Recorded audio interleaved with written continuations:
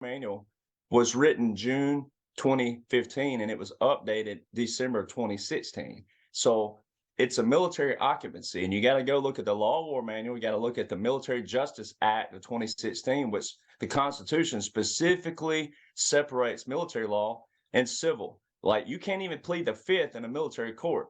So there's a lot of things that parallel that you got to see that first and understand this is a military occupancy, meaning that every single facet of everything is under control, meaning Congress, governors, election, every little thing, the media, 47 U.S. Code 606, everything has a code and everything has a law that backs it that's being controlled. But the bigger picture, like the umbrella or the airplane view, is the Law War Manual and the Military Justice Act of 2016, the UCMJ, and the Constitution.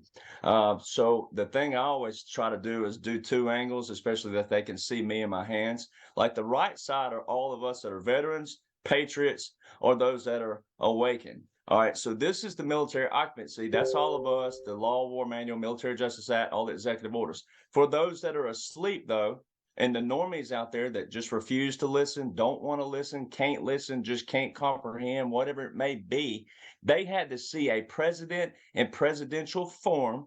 So where the president can what? Dismantle the federal corporation.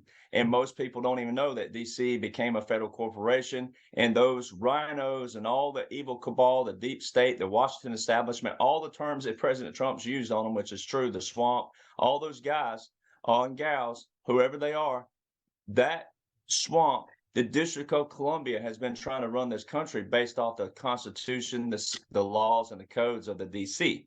So there's two different sides to look at this. Everybody had to see a presidential form and a continuation of government, even with Trump, because he was what I call a military plug or a plant. He was planted as a commander in chief of this military occupancy.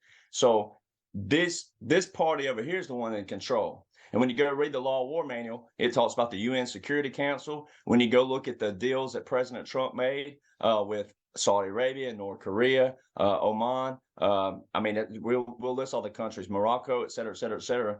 Then you'll be able to see. But, you know, you always have to build that picture of, in my opinion, you have to build that picture of the airplane view or looking at the earth as if you were, you know, up on it like that, and then break it all the way down.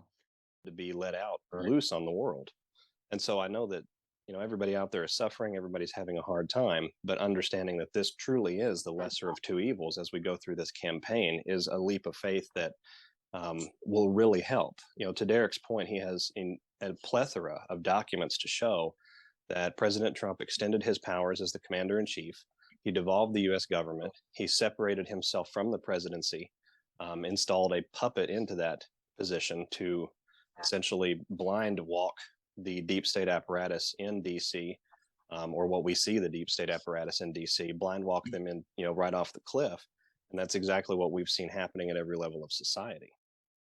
We have to capture all of the rats. You know, if we let even one or two get away, they're going to start a cell, and then we're going to have this situation in 25 years yet again. We have to capture them all. We have to rid corruption in the American society at all levels. The American society has over 360 million people in it. This is an enormous joint operation that is designed to protect the continuity and longevity of the republic. And while it's painful for this period that we're going through, understanding that it could have been infinitely worse, many magnitudes worse, gives me comfort and helps me focus and keep my eyes on the prize. And I would encourage everyone to step back, appreciate for a moment that the military is in control, and that this is a slow burn operation where we're allowing them to destroy their own house of cards publicly. We're also identifying the combatants at all levels of society. You can hop in too. I'm not trying to sit here and talk, but as a military occupancy, the goal in that is there won't be a president. They will sort everything out for you. All right. They'll show the people the evidence. As President Trump said, the crimes and evidence of will be displayed to the public in full accordance to the law. Well, that'll happen. They'll show you all. I don't know how far back they're going to go with corruption. I don't know, but they'll show you stuff that's happened, all elections, all fraud, all treason, all everything, all the U.S. codes that were broken, 18 U.S. Code 2381, and all those, a whole long list of them, 3 U.S. Code 15. There's a bunch of them that were broken through the years. Should we should acknowledge that right now we are under a military control. That's not an event that's coming. That is an event that is here. The Well, when they're on awareness the of that, streets, I guess what I'm saying, on the streets, right? I think that's coming. That Yeah. absolutely has to come in large blue metro areas, right? You know, these are bastions and cesspools of financial corruption, sexual corruption, human trafficking, child trafficking. You know, all of these areas are going to have some form of limited martial law. I think we're going to be in for a great deal of that all around the country. I think we're in for some sort of emergency system, emergency alert to come out and let everyone know that the country has been catastrophically attacked, and that the United States military has been fighting, that attack off for the last, I would venture much longer than 2 years. I would say all the way back to 2016 when Trump was first elected, and then early 2017 when he was inaugurated. Executive Order 13912, and then 10 U.S. Code Chapter 1209. 1 million. That's on top of active duty. So, 1 million National Guard. So then you come on down. He specifically said this, SG, I know you heard this, the Abraham Accords. Well, just today,